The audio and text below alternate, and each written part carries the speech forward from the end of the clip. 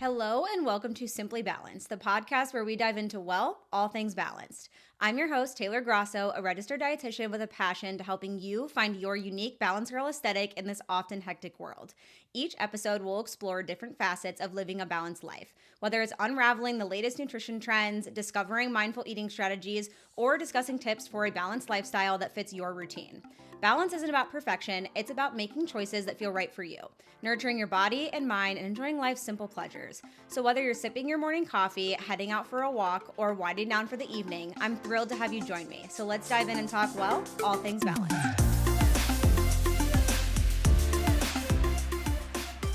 Hello, besties, and welcome back to another episode of Simply Balanced. As always, thank you so much for being here.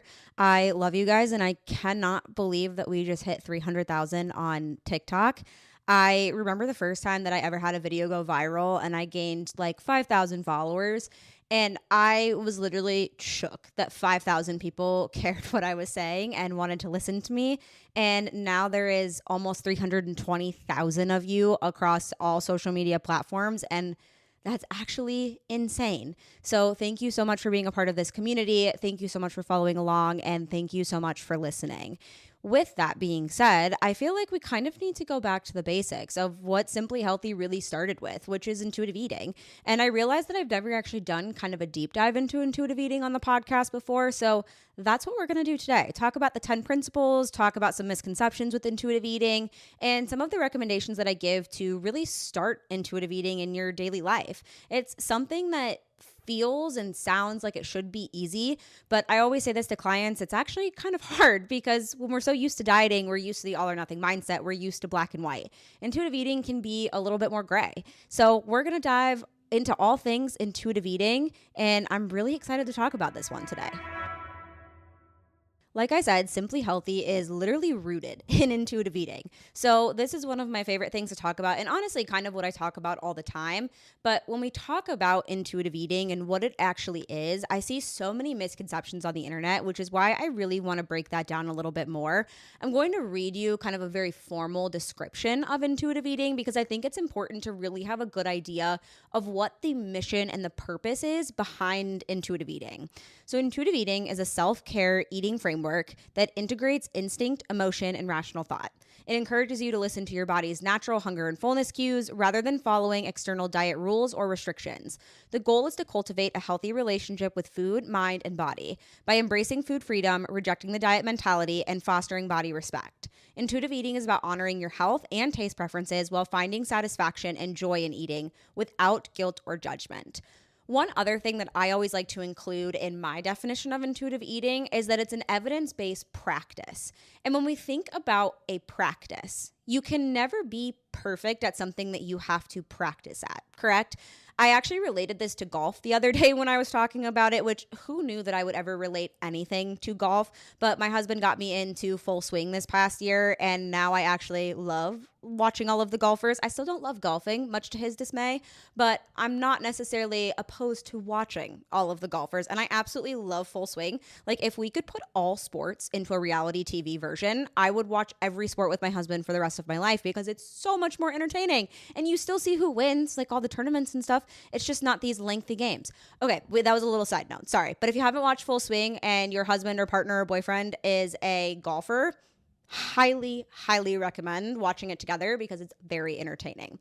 But what I always say about intuitive eating being a practice and that you cannot be perfect at it, and the reason that I compare it to golf is because golf is a very intricate sport, and golf is something that people practice at a lot, right? Like, if you want to be good at golf, you have to practice a lot, but I don't think I know a single person who is perfect at golf. Maybe Scotty Scheffler, possibly, but I don't think that I really have heard of anybody who's perfect at golf. And intuitive eating is the exact same way, that it's going to be a practice. And instead of looking at things that you do in the intuitive eating journey, like forgetting to listen to a hunger cue, forgetting to eat, for overeating or overindulging at a birthday party, those are things that are learning lessons. You didn't fail. You didn't do anything wrong. You simply were just in your practice and now you learned something from it. And now it's a time to ask yourself some questions and figure out why you felt that way. Figure out why food impacted you that way. And I think what a lot of people also don't understand about intuitive eating is that it's not just a diet of hunger and fullness. Like, it's not just a matter of eat when you're hungry and stop when you're full, because that's what I see a lot on social media. And that's not the case, because intuitive eating is so much more intricate than that. It involves breaking down years and years and years of diet culture for most of us as women, because as I say, nonstop, we as women have been taught how to diet. We have never really been taught how to eat. And intuitive eating changes the entire framework and the way in which you view food. And a lot of the times I'll have women kind of ask me about intuitive eating and this practice, and they're like, but I have no idea how to not rely on a calorie tracker or on a macro tracker or on a diet app to tell me what to do. I'm like, I get that. Like, I 1000% get that, because I was also there at one point. You've trained yourself to stop being in tune with your hunger and fullness cues. Your body also down regulates those the more that you yo-yo diet. So it's not your fault that you feel that way. It's the diet industry's fault. And I think that's a really good segue of leading into the 10 principles of intuitive eating. So intuitive eating was established by 2 registered dietitians, Evelyn Tribble, and I always say her name wrong. I'm scrolling back up to make sure that I say it correctly. I kind of mix their names together. It's Evelyn Tribble and Elise Reich. These are the 2 dietitians that really established intuitive eating. And one of them was on Victoria Brown's podcast. I believe it was Elise. And one of the statements that she made about like where intuitive eating really originated from was so profound to me. And I think it will resonate with a lot of you. So I want to share it. And I'll also try to find that podcast episode and share it in the show notes so that you guys can go and listen to that as well. Because Victoria Brown is a wonderful resource on the internet. I absolutely love following her. She's fantastic for body positivity, intuitive eating, and all of the things. But basically what she was talking about was, they were noticing, her and Evelyn, that diets just don't work. Like, they don't for the long term for sustainability. And one thing that really struck a chord with her was that her mom got diagnosed with cancer. And when her mom, she was sitting in the hospital room with her mom after her diagnosis, her mom looked at her and was like, all these years that I've hated my body, all these years that I've dieted, all these years that I have been so mean to myself, and now I would do anything to stay in this body for just a little bit longer. And like, that literally gives me goosebumps saying it, because I think a lot of the times it's so easy for us to be hyperfixated on our bodies, be hyperfixated on food, because that's what society has taught us. But when it comes down to it, whether it's a diagnosis, whether it's towards the end of your life, like, you're not going to remember how much you weighed at age 25. You're going to remember the memories that you made at age 25. And I know that's so much easier said than done, but I think it's such an impactful story, and obviously a really great reason as to why intuitive eating was originally created. And I am forever grateful for them for creating this evidence-based practice, because I truly don't know where I would be without intuitive eating. And the wild thing is, too, a lot of people ask me, like, did you learn about intuitive eating when you were in college? And we briefly talked about it, but when it comes to dietetics curriculum, obviously I've been out of school for 5 years now, so this may have changed. And dietetic students who listen to this, let me know. Maybe you learn more about it now, which I would absolutely love to hear. But we really didn't learn about intuitive eating a whole lot. And so this is something that I've done a lot of work on my own to learn about. And once again, kind of made a little bit of a segue. So we're going to go back to the 10 principles of intuitive eating. This is basically the principles that the practice of intuitive eating is founded on. So number 1 is rejecting the diet mentality. So letting go of diet culture and the false promises of quick weight loss, and understanding the harm and futility of dieting.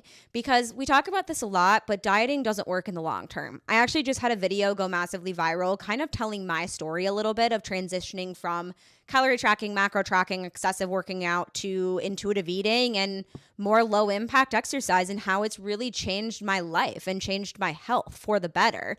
And I had so many people commenting, like asking about calorie deficits and like, why do people always tell me that this is how I lose weight? And that's the exact point is that yes, a calorie deficit by the law of thermodynamics will cause you to lose weight in the short term. But the problem is that a lot of the times we don't then learn how to eat to maintain. And we're also viewing nutrition as a means to shrink ourselves. We're viewing it as a means to be smaller. We're viewing it as a means to lose weight. We're not viewing it as something that's benefiting our body in a positive way. So once we achieve the weight loss goal, why would we keep it up? Right? And that's oftentimes what happens. And then people will go in and out of those yo-yo dieting phases. And so rejecting the diet mentality is really that first step to recognize that, like, okay, diets don't work. Diets haven't worked for me for years and years and years. So now I'm really ready to take that next step and learn how to get back in tune with my body. Principle number 2 is honoring your hunger. So listening to your body's hunger signals, eating when you're hungry to avoid excess hunger and overeating. Now, this sounds so simple of just like listening to your hunger, but especially if you've done years and years of dieting, your hunger and fullness cues, ghrelin and leptin, or your hormones, are actually going to be downregulated. It is going to take a little bit of time for those to come back and for you to feel them. What I oftentimes will recommend to clients who really don't feel their hunger at all is just trying to eat every 3 to 4 hours if possible, with balanced meals and power pack snacks. And we'll dive into that a little bit more as I get through the podcast. But the longer your body is in more of an equilibrium and receiving consistent energy, the more that your hormones are going to be supported and the more that you're going to feel that hunger and fullness. And when you do start to feel that hunger, not being afraid of it, because that's another thing, is we've always been trained to kind of be afraid of that hunger. But the reality is hunger is a signal that your metabolism and your body are functioning. And that's what we're all looking for, right? We all want a functioning metabolism. Number 3 is making peace with food. Giving yourself unconditional permission to eat and not categorizing food as good or bad. This is what everybody on the internet likes to get really mad about, because when you hear unconditional permission to eat, it sounds like, okay, so I'm going to eat all the pizza, all the cake, all the cookies, and all the donuts, especially if no foods are good or bad, right? However, we're going to get into the 10th principle, which is gentle nutrition, and probably one of the most important principles. But when it comes to intuitive eating and comes to being intuitive and being in tune with our bodies, giving yourself unconditional permission to eat is just removing rules that you have around food, because rules and restrictions oftentimes lead to the restrict binge guilt cycle. And we've seen plenty of evidence to prove that to be true.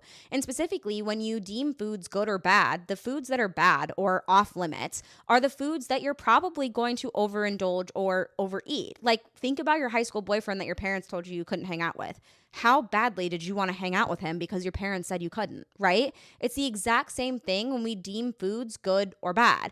Think about chicken and broccoli, foods that we typically deem as a good food. You're not sitting on your couch watching Summer House at 8 p.m. fantasizing about chicken and broccoli. You're sitting on your couch fantasizing about the Ben & Jerry's that's in the refrigerator because you're not allowed to have it. When we can start to recognize that, yes, there's a difference in nutrient density between food. However, food is not good or bad on a moral level. We can start to view food as neutral. That's where then it becomes easier to not overindulge in those foods. Because when you know that you have access and permission to the Ben & Jerry's ice cream, you can think to yourself, well, I could have Ben & Jerry's tonight if I really want it, but I could also have it tomorrow or the next day or the next day. It's not something where you're restricting it, you're not allowing it, and then that moment that you allow it, you have to eat as much as possible because you don't know when you're going to get it again. Making food neutral is what really helps to diminish those behaviors, and you actually start to recognize what foods are satisfying to you and what foods make you feel good. Challenging the food police.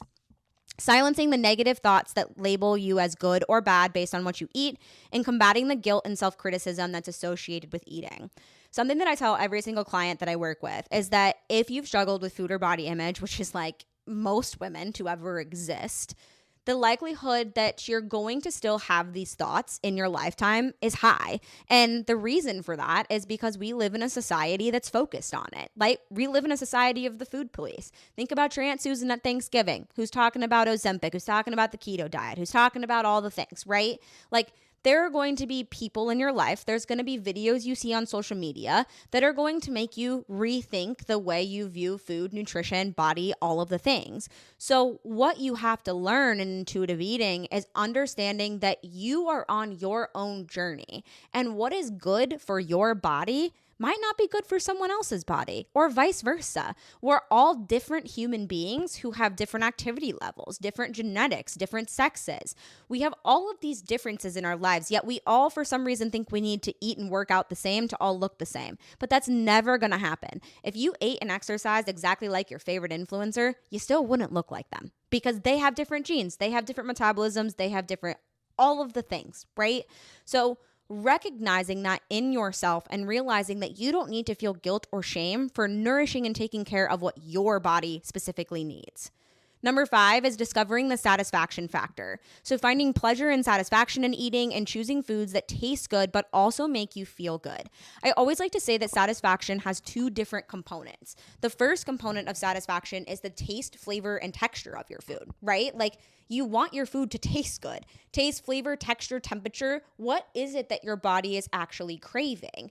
And then once you start to identify that component of satisfaction, it's also really important to recognize that things that actually satisfy us or satiate us, keep us more full, is going to be pairing carbohydrates with protein, fat, and or fiber. Carbohydrates are those brain and body's preferred source of fuel. Protein is going to help our muscle repair, regrow, and recover. Not to mention, it's going to help to increase satiety. Fiber and color are going to provide us with micronutrition, improve our gut health, keep us more full and satisfied. And then fats are really important for hormone production, also really important for fat-soluble vitamin absorption. And once again, going to increase that satisfaction by helping to balance out blood sugar levels. So there's 2 components here. We have taste, flavor, and texture. And then we also have making sure that we're providing our body with both what it needs and then also what it wants. Principle number 6 is feel your fullness. So listening to your body's signals of fullness and pausing during meals to assess your hunger and satiety levels. Like I said, if you've been through years and years of yo-yo dieting, it's oftentimes really hard to feel those fullness and satisfaction cues. So a really good example I like to give to people, if you're interested in kind of starting to assess this a little bit better for yourself, is what I like to call a mindful minute. So think about when you're sitting at a restaurant and your food is on the way to the table. You are like salivating. You are so excited. There's a very high desire to eat, right? Now, you're probably going to start eating that meal, and at some point, you're going to feel less of a desire to eat. Whether you feel those actual feelings of fullness or not, there's probably going to be a point where there's a little bit less desire. You don't feel that strong excitement that you felt when you were watching your food come to your table. When you start to feel that, even if you don't necessarily feel physical fullness yet, just push your plate to the side for a second, continue engaging in conversation, continue watching your show, whatever it is that you're doing in that moment, and just give yourself a mindful minute to recognize, like, am I full? And where this becomes different than diet culture and portioning and restricting yourself is that if you recognize after 10, 15 minutes, you're still hungry, you are welcome to go back for more food to continue to nourish your body. But it takes our brain and our stomach about 20 minutes to communicate with each other. That's oftentimes why you'll hear dietitians talk about chewing slowly. You'll hear them talk about eating mindfully, not eating with distractions. I understand that we live in a go society and we live very busy lives. There's no way that we're going to be able to do that at every single meal. However, I challenge you to try to do it at least one meal in the next upcoming week and notice what a difference it makes for you to give yourself that time for your brain and your stomach to actually catch up with each other and start to recognize what fullness and satisfaction actually feels like for you.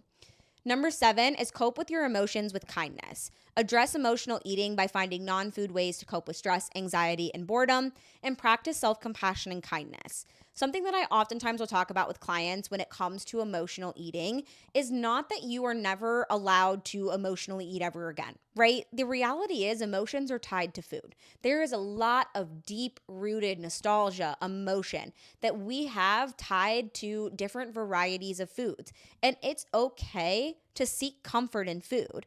However, an example that I give a lot when I'm working through this concept is that think about a pint of ice cream. What we can recognize is that, yes, the serving of ice cream that we give ourselves in a bowl may still give us that like comfort that we're looking for from the ice cream, but eating the whole pint is probably not going to serve our body in the best way possible. That's not coming from a place of restriction. That's coming from a place of, wow, if I eat this whole pint of ice cream, is the emotion that I was eating it because of really addressed?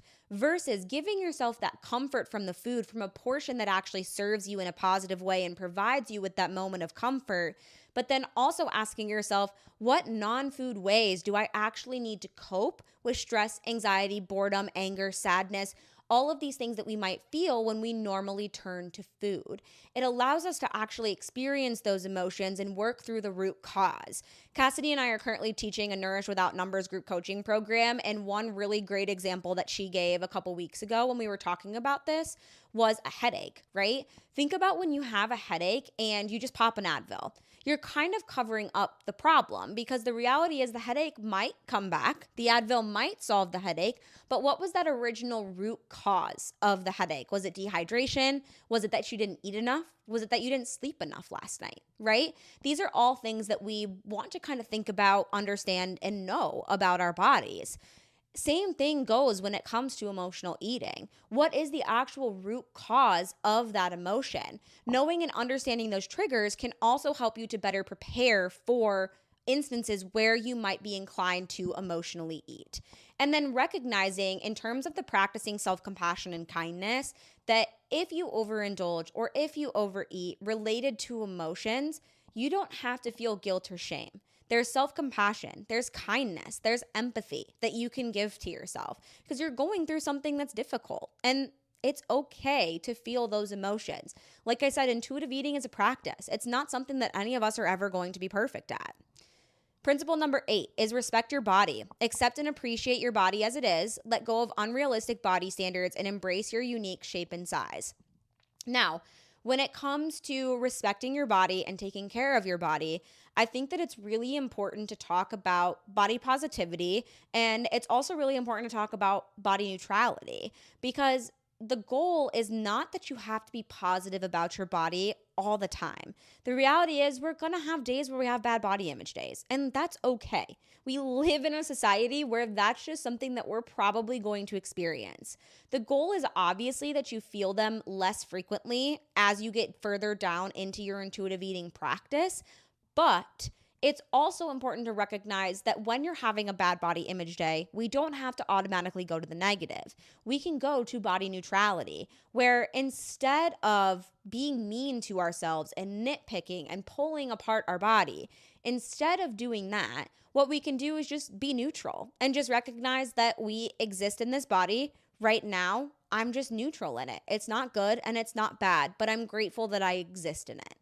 And I think that's another really big thing that I work on with clients with respecting your body, especially when it comes to affirmations, is recognizing components of your body that you're really thankful for and why you're thankful for them in the aspect of the capabilities that they allow you to do. So for example, an affirmation that I will have if I'm feeling like I'm having a bad body image day is, I'm really grateful for my legs because they allow me to go on walks in the sunshine with my dogs. That's a genuinely true statement. I am so grateful that I am able to go on walks because I freaking love going on walks. Like, it's my favorite activity in the entire world. And I love being out in the sunshine. I love being with my dogs. I love being with my husband when he comes with. I love doing all of those things. And I am very grateful that my legs and my body allow me to do that. And what I've also noticed is the more and more I've learned to respect my body and be grateful for what it does rather than put all of my reliance on the aesthetics of it, is that it's really freaking cool how my body can lift weights. It's really cool that my body can go on a run. It's really cool that my body can do all of these things. And that's my motivation now to exercise. It has nothing to do with changing the shape or size of my body. It has to do with the fact that it makes my body feel really good. And I'm really proud of what my body can do, rather than belittling myself and making myself feel bad and feeling like I need to punish myself or punish my body for the way that it looks. And the reality is, when it comes to letting go of unrealistic body standards, we have to remember that the internet is such a highlight reel. It's the angles, it's the lighting, it's all of the things. You can literally go into CapCut, which is one of the editing apps that I use. I don't ever edit my body or my face. However, what I use it for is like cutting clips and adding text and all of that good stuff. But literally when I log into CapCut, it goes, would you like to retouch your face? I'm like, well, first of all, rude. Second of all, no, I would not like to do that. But you can retouch your face. You can increase your cheek, like up your cheekbones. You can plump up your lips. You can darken your hair. You can extend your eyelashes. You can literally change the shape of your body in a video. Like, it has gotten to the point where editing is actually insane. And so recognizing that most bodies that exist don't look like the bodies that you see on the internet, because the bodies that you see on the internet are edited, they're retouched, they're different. I saw a TikTok one time of this girl talking about something that really gives her comfort, and she was like, I don't want this to be taken in the wrong way, but I really love when I go to the pool in the summer and I just see normal bodies. Like, I just see women in bikinis who have normal bodies. And it's like, that's 100% true, because like I said, the ones that you see on the internet, they're a highlight reel. They're the angles, they're the lighting, they're all the things. And there's also a lot of the times when people maybe have what we deem the quote unquote dream body or whatever it is that you're striving for, you don't know what's going on behind the scenes either. The habits that they might be doing in order to achieve that shape, size, whatever it is, might be really detrimental to their mental health. And the reality is when we think about weight, weight is not equivalent to health. I've said that 100,000 times, and I'll continue to say it for the rest of my career and the rest of my life, is that when it comes to weight, it does not define our health. What defines our health is feeding our body with nutrient-dense foods most of the time, but also having a positive relationship with food, moving our body in ways that we enjoy, getting good quality sleep, regulating our stress to the best of our abilities. Those are things that equate to a healthy individual, those habits, not the shape or size of your body. So that's what it really comes down to when we learn how to respect our bodies, is that we're not so damn hard on ourselves, because the reality is a lot of the times your thinnest self is not your healthiest self. Number 9 is movement. Feel the difference. So focusing on how exercise feels rather than its calorie burning effect, and choosing activities that you enjoy and that actually make you feel good. So I love to talk about the fact that exercise only contributes to 5% of your total daily energy expenditure. I think a lot of the times people are so gung-ho about exercising, especially when they're first starting out on a weight loss or a fitness journey, because they think that it's a means to just burn calories. But the reality is it only contributes to 5% of your total daily energy expenditure. Your BMR, so your basal metabolic rate, your metabolism, contributes to around 60 to 70%. And NEAT, non-exercise activity thermogenesis, or any movement that you do outside of organized exercise, so walking, going up and down stairs, going in and out of the grocery store, fidgeting, all of those different things that we do movement-wise throughout the day, that contributes to 15 to 30%, which is oftentimes why I always encourage people to walk and move their body, because that's what we want to do. We don't want to force ourselves to go do this workout that we actually hate, because it's, yes, burning calories in the moment, but it's also really benefiting us in a positive way when we can look at it not for just a means to shrink ourselves or just a means of calorie burn. Like, when we think about all of the benefits that are associated with exercise, right? We think about the mental health. We think about flexibility and mobility. We think about decreased risk for chronic diseases. We think about better sleep. There are all of these things that we know are tied to exercise. Yet the reason that most people start exercising or keep exercising is in the pursuit of shrinking themselves or being smaller. So when you can start to focus on how exercise actually makes you feel and how it benefits your body, that's the game changer for keeping it consistent for the long term. And then choosing physical activities that you enjoy and make you feel good. My God, this is so important. For the longest time, I was definitely trapped in the internet circle of whatever all of the influencers were doing, that's what I was doing. I was in college during the bodybuilder era where like everyone was bodybuilding. I was running, I was weightlifting, I was doing all of the things. I ran half marathons, I ran full marathons. You name it, I was doing it. And then I realized that I was doing too much. I then decided that strength training and weightlifting was going to be my big thing, because that's what was on the internet at that time. You have to do that in order to build muscle, to be lean, to be toned, all of these different things. So I started strength training. And then I was like, I kind of miss running. Got back into running a little bit. And, it kind of kept in this cycle where like I was always going in and out of phases because of what influencers were doing, but never because of what I wanted to do. And then really, honestly, exercise has been one of the hardest things for me to work through in terms of my relationship with it. But in the last year, I can confidently say that one, cycle syncing has made a massive difference for me with my relationship with exercise because I have seen the impacts that cycle syncing has on my body in such a positive way. And then two is leaning into exercise I enjoy. Like, I'm not following a program anymore. I'm doing what feels good to me when I get to the gym. Some days that's walking on the treadmill. Some days that's strength training with Zach. A lot of the times lately, my go-to has been to go to hot yoga. I love doing sculpt classes. They're 45 minutes long. I sweat. I feel really good afterwards. Someone's telling me what to do and I'm not having to think about it. I've been loving doing that lately. I've also been loving to go on runs with Zach. Like sometimes we'll wake up. Pickleball, that's another really big one that we've been doing lately as a form of movement. It doesn't have to be as complicated as the internet makes it out to be. Find a form of movement that gets your heart rate up, some form of cardiovascular exercise that you enjoy, and find some sort of resistance training that you enjoy and incorporate those a couple times a week. I promise you, you are going to feel so much better and you're going to be more consistent with your exercise routine if you choose physical activities that you actually enjoy and you start to focus on how they make you feel rather than focusing on them in the pursuit of shrinking your body. And then last but not least, my favorite principle of intuitive eating is honoring your health with gentle nutrition, making food choices that honor your health and your taste buds, remembering that one meal or snack won't make or break your health. It's your overall habits that matter. Gentle nutrition is so incredibly important and really is the premise of eat what you want and add what you need. Because like I said, when I was talking about there being no good or bad foods, we can recognize that there's foods with more nutrient density. We can recognize that there's foods with less nutrient density. That doesn't make one or the other good or bad. The purpose of gentle nutrition is to start to recognize how foods actually make you feel and what quantities and portions of those foods make you feel good. Because a lot of the times, like I said, when it comes to intuitive eating and hearing that unconditional permission to eat, people will tell me that comment, cake, cookies, ice cream, all of those things. My challenge back to them will be, okay, do that. And then I want to know how you feel 5 days from now. Do you feel energized? Do you feel ready to take on the day? Do you feel like you're performing well at the gym? Because the reality is that when food becomes neutral and when we can actually learn and understand macronutrients, how to balance our blood sugar levels,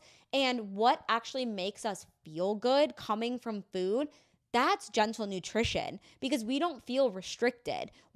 Nothing is off limits. It's not that we're not allowed to have less nutrient dense foods. It's the fact that we can recognize that nutrient dense foods most of the time make us feel really good, but we also have the permission and access to enjoy those less nutrient dense foods when we want them.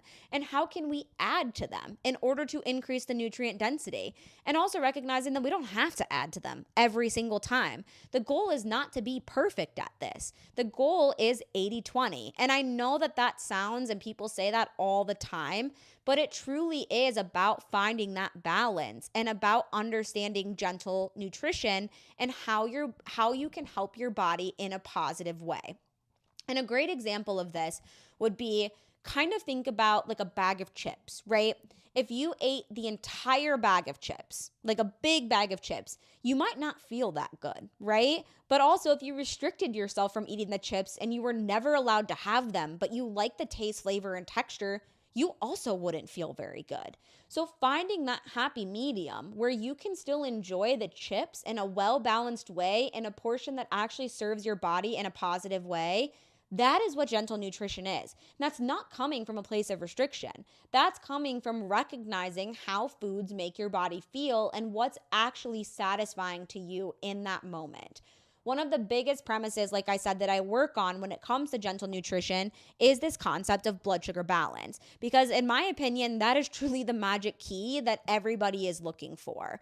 And a lot of people will say that, it's still the calorie deficits, it's still the diets, it's all the things, right?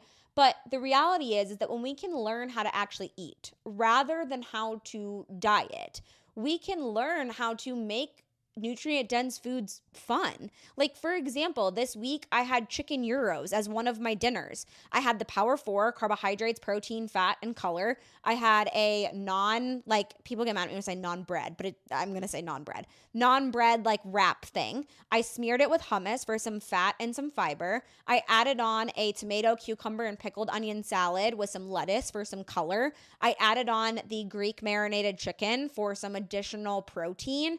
And then I also had some fruit on the side for some extra color. This is a perfect example of it doesn't have to be chicken, rice, and broccoli in order to live and exist in a healthy, nutrient-dense lifestyle. Like, you can eat fun food and you can make nutrient-dense foods taste so good and like have fun with it. It doesn't have to be these bro meals that we see all over social media. I think that the biggest thing when it comes to nutrition that I've seen, whether it's with intuitive eating or dieting or whatever it is that we've just overcomplicated nutrition to the point that it makes it so hard to understand and people don't even know where to start. If you are that person, what I can recommend to you are two things. Number one, balanced plates, focusing on what I like to call the Power 4. Carbohydrates, proteins, fat, and color. Carbohydrate sources, emphasizing more complex carbohydrates, whole grains, so things like oats, farro, brown rice, whole wheat products, so whole wheat bread, tortillas, pasta, all of those types of things. Whole grains are going to contain more fiber. Fiber is going to benefit our gut health. It's also going to help to balance out our blood sugar levels.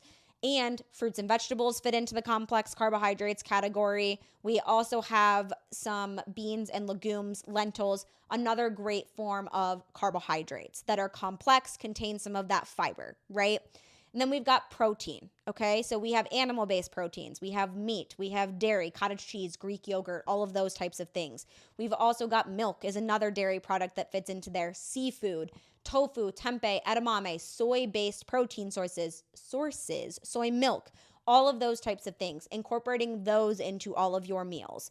Making sure that you're also adding in color, so fruits and vegetables. I know that fits into the carbohydrate category, but the reality is that if we don't have grains and color on our plate, we're probably not going to feel full or satisfied because we're going to get more carbohydrates per gram coming from that grain source. We're going to get a little bit more calorie and we're going to get a little bit more fiber. That's going to help to actually keep us more full and satiated, plus provide our brain and our body with the energy that it needs in order to survive. You'd have to eat a hell of a lot of fruits and vegetables to get to the same carbohydrate content that you can get coming from a whole grain. So we still want to make sure that we're incorporating color as well as grains. Color is also providing us with micronutrition, so vitamins and minerals. Last but not least, making sure that we're having different fat sources, specifically focusing on unsaturated fat, which is heart promoting and helping to increase our HDL cholesterol, which helps to reduce our risk for cardiovascular disease. Things like olive oil, nuts and seeds, avocados, incorporate peanuts, nut butter, all of that type of stuff. Incorporating those types of things into your meals and snacks are incredibly important. When it comes to actually putting all of this onto a plate, making around half your plate color, fruits and vegetables, making around a fourth of your plate protein, making around a fourth of your plate carbohydrates, and then adding in a fat, whether you're cooking with olive oil, whether you're adding in some nut butter, whether you're topping it with avocado, adding those things in as well. That's kind of the premise for starting to build a balanced plate. Do not try to start, if you're like, I don't do that at all right now, start with one meal. Start with breakfast 3 times a week. Once you get consistent with building that breakfast, add on to it by adding 5 breakfasts. Once you get really consistent with breakfast, add on to lunch. You don't have to do a 0 to 100 in order to be able to implement these habits. You can do it slowly over time. And then when it comes to power pack snacks, combining a carbohydrate source with protein, fat, and or fiber. There's a ton of different examples that I give on my social media pages, but things like a yogurt bowl where we've got protein coming from the yogurt, some granola, some berries for some color and some carbohydrates. We've also got things like cereal and milk. We freaking love Magic Spoon. It's so good. I know it's really pricey, but you could also do a whole grain cereal with regular milk or soy milk for some added in protein. You could do something like a Chomps meat stick with some crackers and some cheese. Maybe toss some grapes or some apples on there. Speaking of apples, dip apples in some Greek yogurt with peanut butter and cinnamon. These are all really great examples of power pack snacks. Incorporating these in, whether it's mid-morning, mid-afternoon, kind of depending on what your schedule looks like, These snacks can help to keep your blood sugar balanced in between your meals and is going to keep you more full and satiated, reducing some of those more intense sugar cravings in the evenings. Once again, I always like to reiterate, I'm not saying that you shouldn't have a little sweet treat. I love a little sweet treat more than anyone in the entire world. I have one every single night. But when you're having very intense sugar cravings, that's a sign and symptom from your body that maybe you're not getting enough energy or enough carbohydrates. So in terms of where to start with gentle nutrition, that would be my number one tip. Learning about balance plates, power pack snacks, and then starting to slowly implement those into your lifestyle. But that's all the things on intuitive eating, right? The principles are designed to help you develop that healthier relationship with food, your body, and emphasizing self-care, body respect, and finding joy in eating again. So I hope that this episode helped to give you a little bit of a better idea of what intuitive eating is, where and kind of how to get started with it, and obviously continue following along on social media because I try to share examples of all of this stuff all the time to just continue to help and guide you guys a little bit better. If you have other topics that you want to hear about from me, please feel free to send me a message. But as always, thank you guys so much for listening. Thank you for being a part of this community. Thank you for 300 freaking K. I literally cannot believe that. I love you guys so much. I'm so grateful for you. Have a wonderful rest of your day. And that brings us to the end of today's episode of Simply Balanced. Thank you so much for tuning in and sharing a part of your day with me. I hope you find inspiration in our discussion and feel more equipped to embrace the balanced girl aesthetic in your daily life. Remember, balance is a journey, not a destination. It's about finding what works for you in your unique way. As we part ways, I encourage you to reflect on one thing you learned today and how you can incorporate that into your life to create more balance. Don't forget to subscribe to Simply Balanced so you never miss an episode. If you enjoyed our time together, consider leaving a review or sharing the podcast with a friend. Your support means the world, and until next time, keep striving for balance, nourish your body and mind, and remember to cherish life's simple pleasures. This is Taylor Grasso signing off. Stay balanced and see you next episode.